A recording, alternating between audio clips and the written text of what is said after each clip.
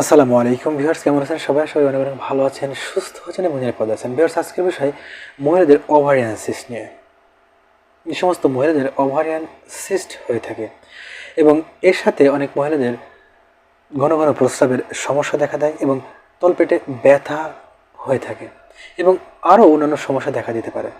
যদি কোনো মহিলার এই সমস্যা দেখা দিয়ে থাকে তাহলে তার ক্ষেত্রে কী কী করণীয় রয়েছে? ভিউয়ার্স, অনেক মহিলাদের এই ওভারিয়ান সিস্টের সমস্যা হয়ে থাকে, অর্থাৎ যে সমস্ত মহিলাগণ প্রজননক্ষম বয়সের অধিকারী সেই সমস্ত মহিলাদের এই সমস্যা সবচেয়ে বেশি হতে দেখা যায়। অনেকের এই ওভারিয়ান সিস্টের সমস্যা হয়ে থাকে এবং যে সমস্ত মহিলার এই ওভারিয়ান সিস্টের সমস্যা হয়ে থাকে তাদের বিভিন্ন রকম লক্ষণ উপসর্গ দেখা দিয়ে থাকে। এই লক্ষণ উপসর্গগুলোর ভিতরে বলতে গেলে প্রথমত একজন মহিলার তলপেটে ব্যথা হতে পারে এবং পেট ভারী ভারী বোধ হতে পারে, অর্থাৎ তলপেট ভারী ভারী বোধ হতে পারে। এর সাথে অনিয়মিত মাসিকের সমস্যা বা অনিয়মিত ঋতুস্রাব দেখা দিতে পারে এবং এর সাথে অনেক মহিলাদের ঘন ঘন প্রস্রাবের সমস্যা দেখা দিতে পারে। প্রস্রাবের বেগ হতে পারে, ঘন ঘন প্রস্রাব হতে পারে। তবে এগুলো অন্যান্য অনেক রোগের কারণে হতে পারে। ভিউয়ার্স, নিয়মিত পর্যবেক্ষণ এবং সঠিক সময়ে চিকিৎসা গ্রহণ করলে এই সমস্যা থেকে মুক্তি লাভ করা সম্ভব।